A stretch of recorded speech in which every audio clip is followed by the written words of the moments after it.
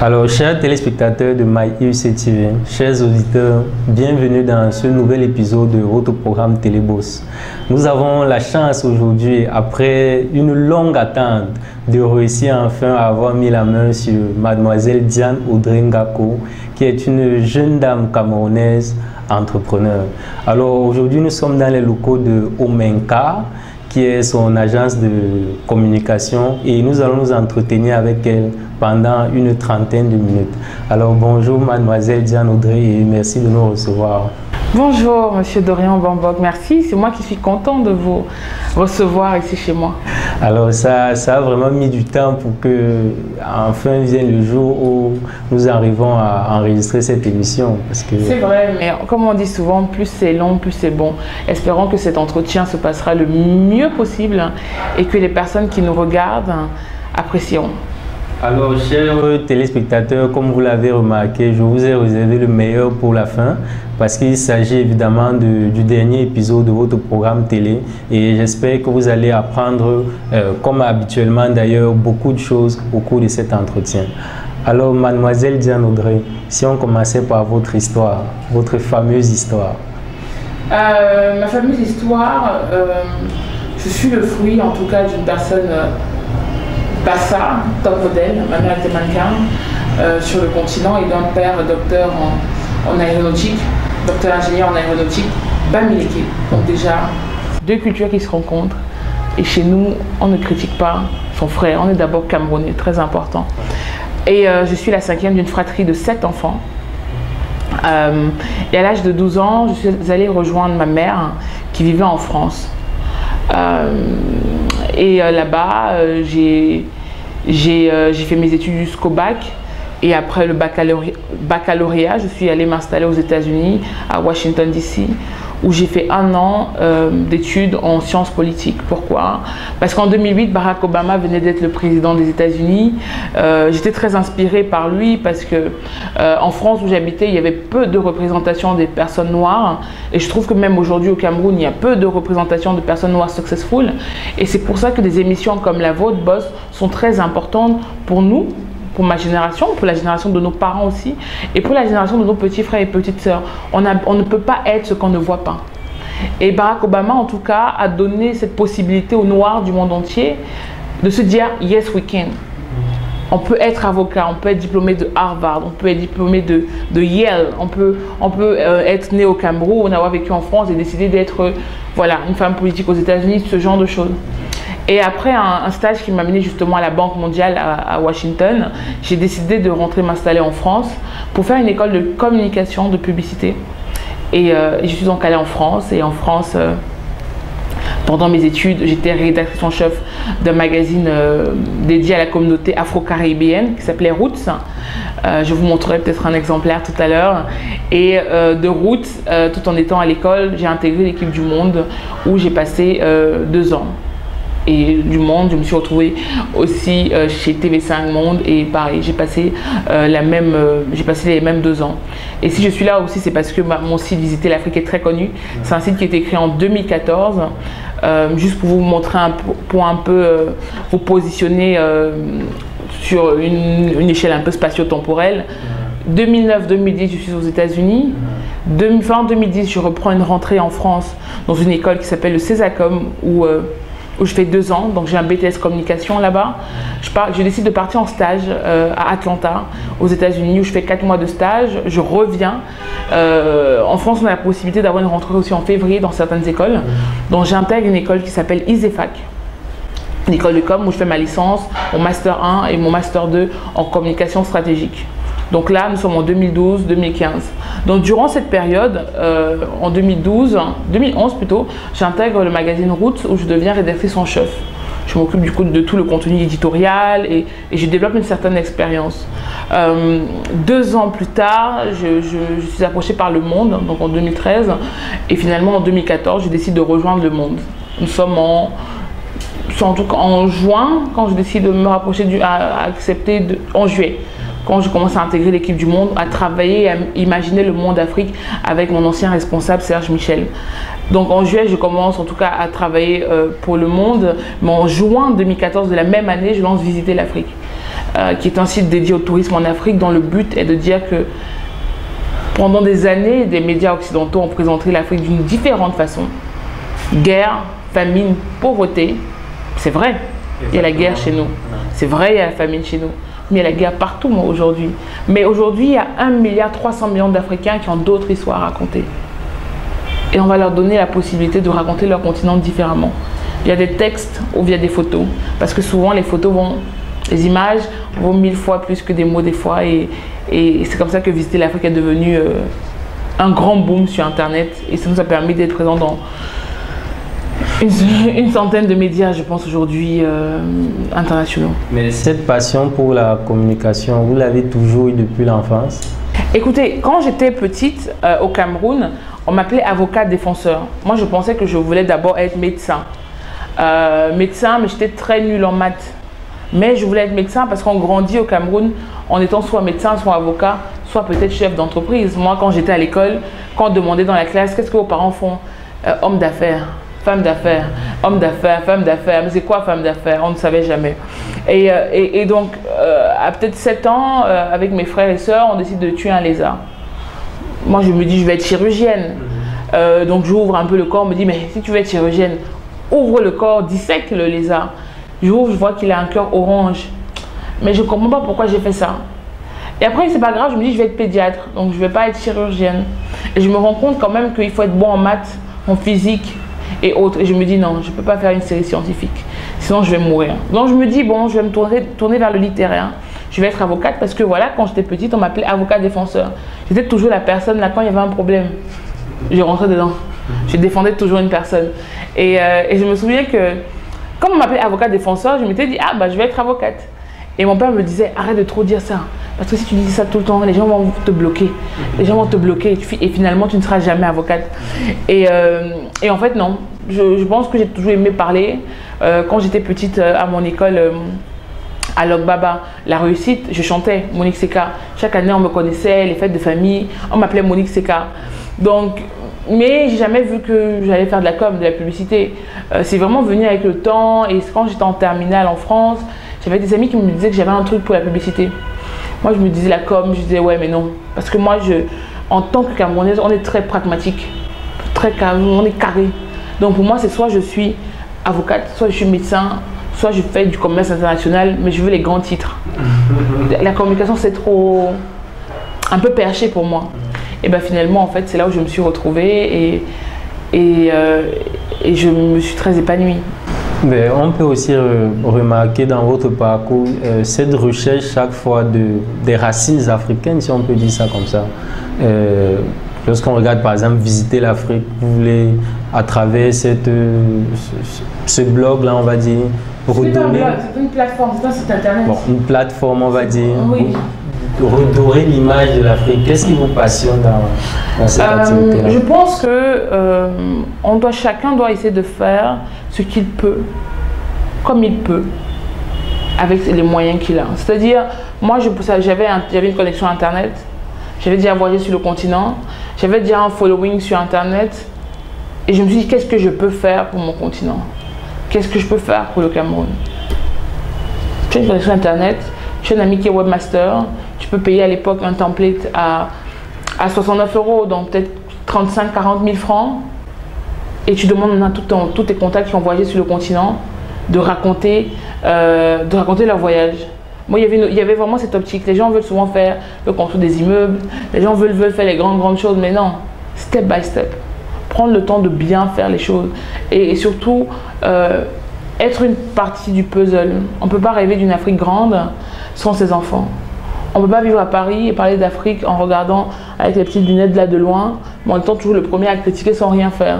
Je veux bien critiquer, mais je veux aussi avoir le droit et la possibilité de faire quelque chose de positif aussi. Et c'est pour ça que j'ai créé Visiter l'Afrique. Et il y a toujours eu une envie, en tout cas quand je vivais à l'étranger, surtout quand j'ai eu 18 ans, 20 ans, de me poser les vraies questions. C'est quoi être africaine? C'est quoi être camerounaise? Qu'est-ce qui fait de moi une camerounaise, au-delà d'une dolée et des beignets haricots? C'est quoi être camerounais? Et j'aimerais en tout cas, au fur et à mesure, que les Africains de la diaspora ou du continent se posent cette question, parce que ça va beaucoup nous aider à être plus unis. Et à quel moment est-ce que vous avez décidé de revenir vous installer au Cameroun? Ah, c'est une bonne question. J'ai toujours voulu m'installer au Cameroun, mais je pense qu'en 2012, l'idée a vraiment été de se dire, dans 5 ans, je rentre. Bon, je suis rentrée 4 ans avant, 4 ans après 2012, en 2016, mais ça a toujours été une évidence. Déjà parce que mon père a fait ses études en France, à Toulouse, et il est rentré. Et mon père, c'est déjà une de mes premières inspirations. Donc je me suis toujours dit, je ferai comme mon père. Je fais mes études en France, après je rentre. Mais après, quand vous faites vos études en France, on vous dit non. Il faut un peu travailler, il faut avoir parce qu'au Cameroun, quand tu vas rentrer, tu ne vas pas trouver du boulot si tu n'as pas eu d'expérience. Et en fait, après, je m'étais fixée comme âge 25 ans, parce que je me suis dit, à 25 ans, j'aimerais bien être dans un endroit où je peux me poser, avoir mon entreprise, avoir mon compagnon, penser à avoir des enfants. Je ne voulais pas, en tout cas, construire une vie à l'étranger où tu prends peut-être un crédit pour acheter une voiture, un crédit pour acheter un appartement, tu te retrouves avec une personne qui veut peut-être pas rentrer et finalement tu ne vis pas ta vie, mais tu es porté par la vie comme ça. Non, et je ne voulais pas ça. Et donc, 25 ans, je me suis dit, bon, à 25 ans, il faut que tu lances, ma fille. Et j'ai donc lancé à quelques mois de mon 25e anniversaire. Et je suis très contente de ce choix, je ne regrette pas. Et j'espère pouvoir inspirer ma génération au Cameroun à croire au potentiel du Cameroun, à croire au potentiel aussi du continent, à se dire que ici ils ont des choses à faire. Et j'espère que la diaspora qui s'interroge tous les jours sur son avenir à l'étranger, sur ses doutes sur le continent, pourra à travers mon regard se dire si elle a fait, moi aussi je peux le faire. Et je dis souvent aux gens, quand des Asiatiques viennent au Cameroun alors qu'ils ne connaissent pas le Cameroun, qu'ils ne connaissent même pas, qu'ils ont fait peut-être 18 heures de vol et vivent ici très bien, vous ne pouvez pas me dire, vous qui avez grandi ici, qui êtes né ici et qui vivez maintenant à l'étranger, que non, vraiment le Cameroun là je ne peux pas. La chaleur, les problèmes, le système. Non, we have to be the change maker. On doit être les agents de changement. On ne peut pas rêver des Lumumba qui sont décédés depuis des années, des Sankara, des Mandela. Chacun doit se demander où sont les Mandela de ces 25 dernières années, où sont les Sankara de ces dernières 25 années, où sont les Lumumba, et ces personnes sont nous, sont les personnes qui passent dans l'émission Boss. Et voilà, j'espère que je pourrai les trouver, j'espère que je pourrai les inspirer à prendre leur destin en main. Alors, chers téléspectateurs de la diaspora, si vous hésitez encore à revenir vous installer au Cameroun, j'espère que vous avez désormais toutes les raisons pour revenir tout de suite. Alors, c'était là la première partie de cette interview. Nous allons souffler en pause musicale qui nous sera proposée bien évidemment par le groupe La Shadow E. Et nous revenons vers vous pour la deuxième partie de cet entretien. Regardez. Mon premier real love, maman. Je ferai de ton amour un paradis et de tes paroles une éternelle vie. Mo dedicalo, Shadow E. C'est ma number one African love. C'est ma number one African love. C'est ma number one African love. C'est ma number one African love. Du haut de ma honte, j'écris cette lettre, maman, je suis la cause de tous tes problèmes. Bon, pas tous, mais quand même la plupart. Hey, mais qu'est-ce que je raconte là? Malgré le départ de papa, qui est parti trop tôt, et les paroles de tata, qui parlait beaucoup. Ta bouche me rassure, tes paroles nous touchent. Quand on était petit, un bisou avant qu'on se couche. Bossa Blanc, maman, yeah, si vous êtes dans ton premier amour, c'était maman. Number one real love, c'est ma number one African love. C'est ma number one African love. C'est ma number one African love. C'est ma number one African love, yeah. Ton sourire a séché mes larmes sous la pluie. T'es mon chef chantier, quand ma vie tu l'as construit. Les prix augmentent sur le marché, mais tu restes ma très chère. Plus vaste que l'océan est égal à mou du mer. En bas de l'échelle, tes conseils me font grimper. La quête de la vérité, seul ça me permet d'exister. Ce que je ressens pour toi reste intemporel. M'éloigner de toi serait me séparer de mon odeur. Ça vient du cœur, ça vient de l'âme, ça vient de l'esprit. C'est vrai que pour beaucoup je reste incompris. À mes yeux, maman, tu n'as pas de prix. Tu resteras pour toujours la première femme de ma vie, yeah. Tous les jours je prie le ciel pour que tu sois là le plus longtemps possible. Ta présence un goût de miel qui rendra ma vie d'abeille docile. Si vous êtes dans ton premier amour, c'était maman, yeah. one real love. C'est ma number one African love. C'est ma number one African love. C'est ma number one African love. C'est ma number one African love. Yeah. Ah, c'est comme ça que je t'appelle souvent. Rémé, bon ça c'est de temps en temps. La mère s'y dérange, ça c'était avant. Je peux te dire sur tous les toits que je t'aime maman. Tu es la femme qui m'a porté 9 mois dans ton père. C'est grâce à toi que je connais le bon goût d'une poulet, le goût du poulet. Toute la famille connaît que Gazal le J, je suis ton bonbon au lait. Parce que j'entends la fille qui va tenter de te manquer le respect, yeah. Je l'envoie au champ, pas le wan wan wan. Pour moi une mère ne s'achète pas, c'est vrai qu'il y en a qui en vendent. Wamene obine nine no mama, singate musiki no longo oua. Tokunya, je te laisserai tes conseils, je garderai ton amour est un paradis. Pense à plein maman, si couvert d'un cœur, ton premier amour il c'est ta maman. Number one real love. Retour sur le plateau de MyUC TV. Nous sommes en entretien avec mademoiselle Diane Audrey Ngako. Dans la première partie de cet entretien, nous sommes entretenus sur son histoire, de comment est-ce qu'elle est partie du Cameroun pour la France jusqu'à son retour au Cameroun, mais cette fois-ci comme chef d'entreprise. Alors, au cours de cette deuxième partie de l'interview, justement, nous allons parler de la vie de notre invitée en tant que jeune femme d'entreprise au Cameroun. Alors, vous êtes une jeune femme d'entreprise au Cameroun. Comment ça s'est mis en place tout ça? Moi, j'aurais bien voulu être plutôt une pro de l'entrepreneuriat. Je suis fascinée par les gens qui passent 30 ans dans une même entreprise. Je ne trouve pas que ce soit des personnes qui ont échoué parce qu'ils n'ont pas créé leur propre entreprise. Hein. Je trouve que moi, ça m'aurait évité beaucoup de problèmes. J'aimerais en fait chaque matin me lever à la fin du mois en me disant que j'ai un salaire. Pas comme là, je suis comme ça là, je jongle, j'ai chaud. Quand c'est la fin du mois là, je pense plutôt à payer des salaires. Et encore, j'espère que un de mes clients m'a au moins avancé ce qu'il me doit. Donc, devenir en tout cas entrepreneur a été plutôt une continuité des choses. Qu'est-ce que je voulais, qu'est-ce que j'attendais, et ce que la vie avait à me proposer. J'ai un principe assez clair. Je vis pour être heureuse. Je le dirai toujours, c'est très important. Si demain, mon entreprise ne me rend plus heureuse, ben je laisserai. Mais pour l'instant, en tout cas, au Main-Carte et où visiter l'Afrique étaient vraiment des portes d'épanouissement pour ma personne. Et je voulais en fait je voulais travailler dans une agence où la créativité était vraiment au cœur de tout. Pas la recherche d'argent. On passe trop de temps, notre génération, et inspiré par la génération au-dessus au Cameroun, à vouloir l'argent. Mais l'argent ne rend pas heureux. Hein. Au Cameroun, vous voyez plein de gens qui ont de l'argent, mais qui sont tous les jours au bar, en train de se saouler la gueule, parce qu'ils couvrent une dépression.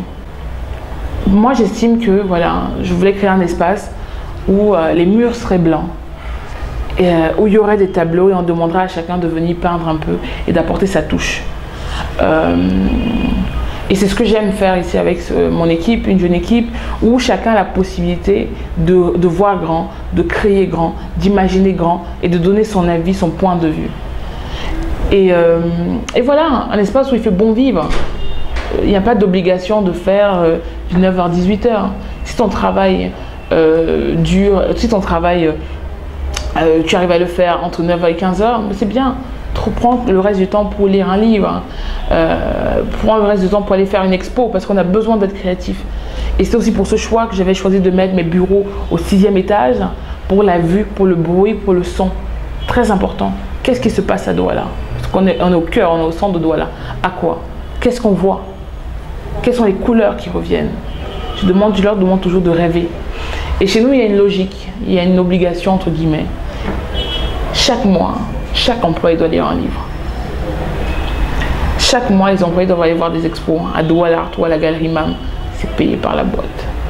Les livres aussi, pareil. Les gens doivent rêver. Les gens doivent se projeter. Et chaque lundi, on se rencontre pour faire le point sur notre semaine. On se rencontre pour échanger sur ce qu'on a vu sur Internet et sur ce qu'on aimerait faire. Et là, tout à l'heure, on a pensé à un concept qu'on va lancer. Hier, on a pensé à un autre concept qu'on va lancer, Rond-Point. Peut-être que quand vous allez lancer la vidéo, vous allez voir, ça s'appelle Rond-Point. Et chaque fois, c'est ça. C'est que chacun donne son mot, chacun donne son son, chacun donne sa couleur et hop, on crée quelque chose de beau. Et j'adore ça. Et ça me stimule. Et je pense que voilà, au Cameroun, les jeunes ne sont pas stimulés. On nous endort dans les entreprises. Mais je voulais un espace où ma créativité, mes rêves n'allaient pas être dilués. C'était ma plus grande peur. Arriver dans un environnement qui allait tuer mes rêves ou me rendre un peu le Cameroun, c'est le Cameroun. J'ai pas envie de dire cette phrase. Alors, Omenka, c'est essentiellement une agence de communication. C'est une agence de communication. On fait autant du social media pour nos clients, comme on peut faire des banques d'images, donc des photos, comme on peut faire des vidéos pour eux. Mais il y a toujours un aspect très important, c'est mettre l'humain au cœur de tout et encore plus mettre en avant le storytelling, raconter une histoire. Je ne veux pas en tout cas travailler pour des clients qui nous disent achetez le truc à 100 francs, vous allez devenir, vous allez devenir clair demain. Achetez le sucre, le sel-ci là. Oui, maman, ta sauce va être bien. Non. Je veux vraiment chaque fois qu'on ne prenne pas le client comme simplement quelqu'un qui va consommer, mais profondément comme un consomme-acteur, qu'on s'intéresse à lui. Qui il est, qu'est-ce qu'il fait, qu'est-ce qu'il aime. Et qu'on s'insère dans son quotidien pour lui proposer une pub qui lui parle. Et qui n'ait pas juste l'impression d'être, comme j'appelle, un zozo de l'espace. Wow, magnifique culture d'entreprise. J'essaie de la développer. J'essaie vraiment de la développer et de m'intéresser aussi à ce qui se fait en extérieur et de me dire que voilà, même si ça peut être dur, parce qu'au Cameroun, on va vous dire que oui, mais quand tu demandes à tes employés de ne pas rester de 9h à 19h, maman, ils vont aller faire un autre boulot. Mais je dis qu'il faut mettre la confiance en avant, il faut mettre la transparence en avant. Et une fois que vous mettez la confiance et la transparence, vous avez des personnes normalement qui sont motivées et qui sont surtout dédiées à l'évolution de l'agence. C'est le but. C'était vraiment de savoir, en tout cas, c'est de créer un environnement où les gens se retrouvent, où les gens travaillent ensemble pour un but commun. Alors, et si parmi nos téléspectateurs, il y en a qui sont intéressés par l'agence de communication Omenka, comment est-ce qu'ils font pour vous contacter? On est sur tous les réseaux sociaux, Omenkart, donc O-M-E-N-K-A-R-T. Et via tous ces réseaux sociaux, Twitter, Instagram ou Facebook, vous pouvez tomber sur notre site internet studio-omenkart.com et vous êtes les bienvenus, soit pour visiter, soit pour nous apporter du foloré ou du kosam ou du ndolé ou du poisson brisé ou pour apporter aussi votre touche à l'agence. D'accord. Et parlant de vos ambitions, là dans l'immédiat, qu'est-ce que vous projetez faire? Vous savez, comme Uber, il y a eu l'ubérisation de l'économie. Moi, j'ai envie d'ubériser les agences de com au Cameroun. Je veux disrupt le marché. Et on prépare, on va être bon sur tout ce qui est vidéo, sur tout ce qui est slow motion. On veut être là où on ne nous attend pas. On veut prendre le pari de se dire que même si les clients ne nous suivent pas aujourd'hui dans ce qu'on pense que va être l'avenir de la communication, de la publicité au Cameroun, dans 5 ans, et ben c'est pas grave, on va maintenir ce cap. Et dans 5 ans, eux-mêmes, ils viendront taper à notre porte en disant vous le saviez avant nous, maintenant vous êtes bon dans le domaine, on va travailler avec vous. Alors, ce qui m'amène à vous poser la question de savoir comment est-ce que vous vous voyez dans 5 ans? Des projets, la famille? Oui, dans 5 ans, je me vois déjà, j'espère, maman. Très important pour moi.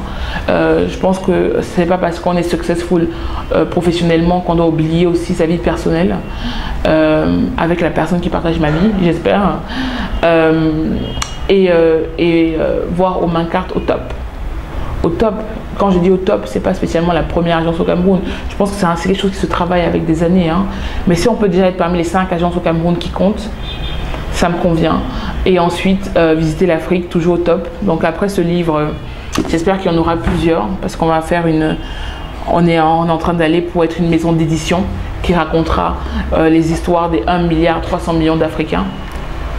Et voilà, avec toujours les mêmes convictions, parce que les convictions, c'est ce qui nous porte. Parce que même quand c'est dur, Nos convictions nous permettent de rester pieds sur terre. Nos convictions nous permettent de savoir où on va aller, comment on va y arriver et avec qui on va y aller. Et voilà, je pense que c'est bien. Si vous me retrouvez dans 5 ans, que je suis maman, que ça se passe bien avec mon gars, que le boulot ça donne et que la famille va bien, que tout le monde est en santé, alors il n'y a rien d'autre à demander. Et... Bon, vous voulez que je demande quoi les millions de francs CFA? Bon, si la compagnie se passe bien, logiquement, je devrais avoir un peu d'argent aussi.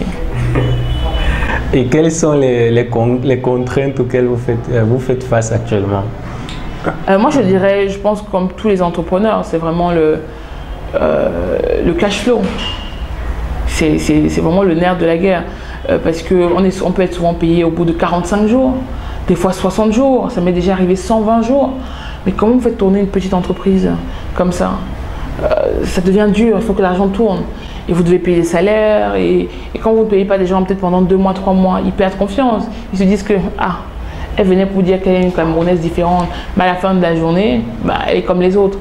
Et je pense que c'est vraiment le gros aspect. C'est vraiment faire tourner l'argent entre guillemets, recevoir les paiements ou tenir quand les paiements sont longs.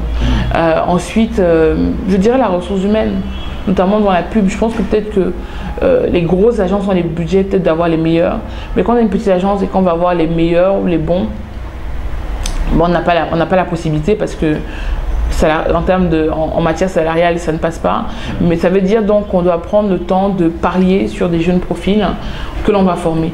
En espérant que ceux-ci, quand ils seront formés, ils ne vont pas aussi partir directement. Donc voilà, c'est un peu ça. Et ça, c'est une belle problématique. Hein. Oui, au Cameroun surtout. Dès que vous formez quelqu'un, il s'envole et il va ailleurs. Il n'y a pas vraiment peut-être cet aspect un peu fidélité. C'est peut-être pour ça que ma culture d'entreprise justement travaille dessus. C'est comment je trouve un espace où les gens restent. Mais ça demande de la confiance, de la transparence et surtout qu'ils se disent qu'ils peuvent se réaliser au sein de l'entreprise. Et vous organisez aussi des hot talks chaque mois? Oui, des hot talks. Hot talk, le O c'est pour Omancart. Donc on donne rendez-vous justement aux acteurs. Ça peut être un économiste, un entrepreneur ou un artiste, de partager son expérience auprès d'une cinquantaine de personnes.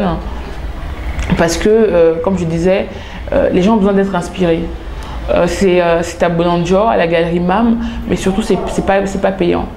Donc c'est vraiment à la portée de tout le monde de venir assister, être inspiré et en sortir grandi avec pour objectif de transformer le Cameroun, de transformer le continent. C'est vraiment le but.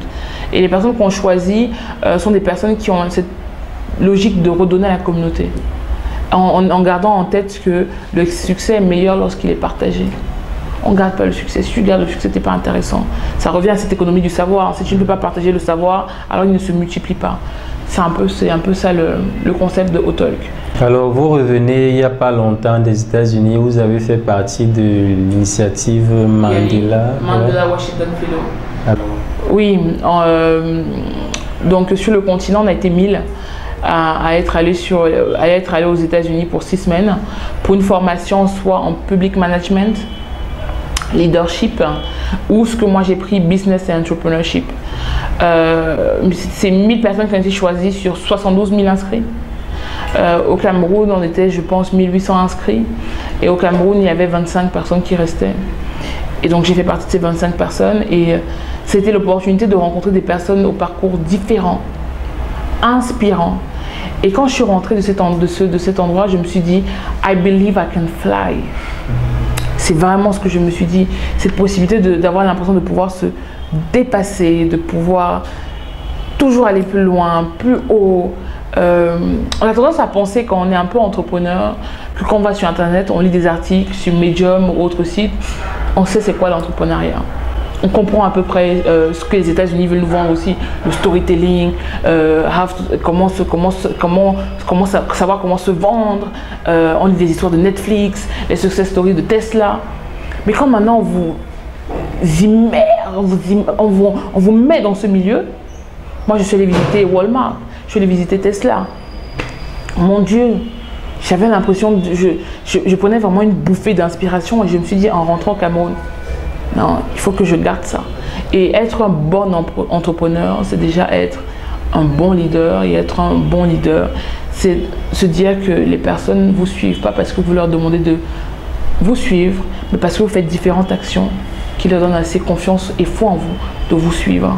Et c'était vraiment ça, l'expérience Yali. Ça m'a beaucoup appris, ça m'a beaucoup conforté dans certains choix que j'ai faits. Et surtout, ça m'a donné l'envie de développer vraiment une vraie culture d'entreprise, comme vous l'avez souligné, qui est très importante. Créer un espace où les gens se sentent bien. C'est un peu comme venez comme vous êtes, apportez votre touche et créons le tableau le plus magnifique de la Terre.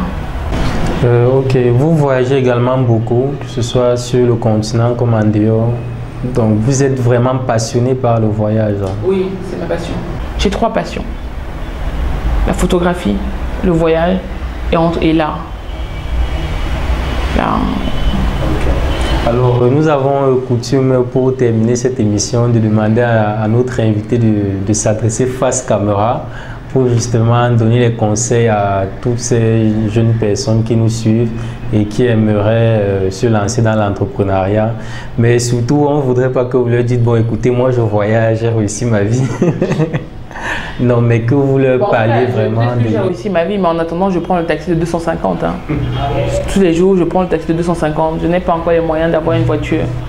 On dit qu'on a réussi sa vie, qu'on a les 3 V.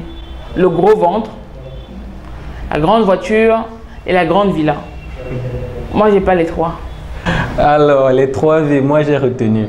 Alors, Madame Diane Odringako, si vous voulez bien vous adresser à nos téléspectateurs face caméra. Alors, j'ai déjà envie de poser une question. C'est déjà fini? C'est déjà bolé?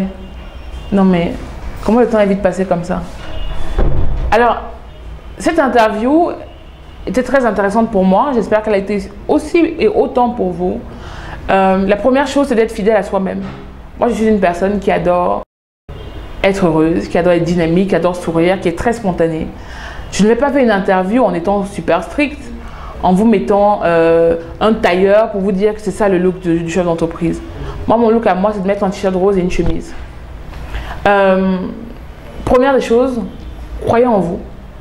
Ça, c'est ce qu'on vous dira toujours. Croyez en votre potentiel, croyez en vos projets et surtout, just do it. Il n'y a pas d'autre secret. Just do it. Parce qu'à la fin de la journée, je peux vous donner tous les conseils du monde, mais si vous ne vous levez pas pour faire, personne ne le fera pour vous. Moi, j'ai donné beaucoup de conseils aux gens, dans les interviews, dans les conférences, au Cameroun, au Sénégal, ou à Paris, ou même aux États-Unis. À la fin de la journée, j'ai compris une seule chose. La seule phrase importante, des 3 mots importants, c'est « just do it ». Levez-vous et faites. N'attendez pas que ce soit bien, beau, parfait, il n'y a jamais le bon moment. Faites et doucement, doucement, les choses se mettent en place. C'est parce que vous avez lancé un site peut-être en mettant juste 2 articles, que demain, une personne qui a le 3e, 4e article va se rapprocher de vous. Et ce n'est pas la course. Comme on dit chez nous, mollo, mollo. Les Congolais disent malembe, malembe. Donc vraiment, just do it. Prenez votre temps de bien faire les choses. La vie, ce n'est pas la course, c'est la destination. Et surtout, en tant qu'entrepreneur, vous devez vous poser 3 questions. La première question, c'est qui je suis? Où je veux aller? Où je veux arriver? Et avec qui je vais faire le chemin? Et une fois que vous avez ces questions, vous avez les réponses à ces questions, alors tout est parfait. Et donc, je ne sais pas, merci à vous. Et merci à l'émission Boss. Bravo Dorian Bombok et toute votre équipe que vous avez citée tout à l'heure. On a besoin des jeunes en tout cas qui nous montrent les réalités du terrain. Et j'ai adoré voir les émissions de Boss, notamment sur Facebook et sur YouTube, avec Orphée Noubissi, Candice Colbissek, Claude Noubissi, Ange, Bayenne, toutes ces personnes inspirantes, parce que même quand on rentre au Cameroun, même quand on vit au Cameroun, on a besoin de se dire qu'on peut le faire. Et j'ai adoré vous suivre et je me suis surtout dit que voici enfin des Camerounais qui nous montrent que ça peut être différent, qu'on peut commencer quelque chose du début jusqu'à la fin, de A à Z. Et on a besoin de plus de personnes dans différents secteurs qui, lorsqu'ils commencent des choses, n'hésitent pas à continuer. Donc félicitations à l'équipe, merci d'avoir fait de moi le dernier profil. Mais on dit souvent que les premiers seront derniers, merci pour tout. Et félicitations et longue vie à Boss. Et revenez-nous très vite. Waouh, joli big up. Hein. Merci Madame Diano Drenga pour nous avoir reçus chez vous. Alors cet entretien est arrivé à sa fin. Merci à vous, chers téléspectateurs, qui êtes restés connectés jusqu'à la fin. Comme je l'ai dit en début d'émission, il s'agit du dernier épisode de votre programme Téléboss. Et oui, c'est la fin. Donc, j'aimerais, comme habituellement, remercier toute l'équipe technique qui se cache à la réalisation de cette émission. Je pense comme ça au grand docteur Francho, l'homme qui est toujours derrière les 1000 milliards de boutons. Je pense comme ça à Nick Pro, le Nicanor de la Shadow E. Voilà, l'homme qui est toujours aux commandes, au montage audiovisuel, etc. Je pense à Monsieur Metomo, notre designer professionnel. Je pense comme ça à Monsieur Mislin Ako, le coordonnateur général, à Monsieur le directeur TK, bref, à toute la famille. Nous vous disons merci et à la prochaine.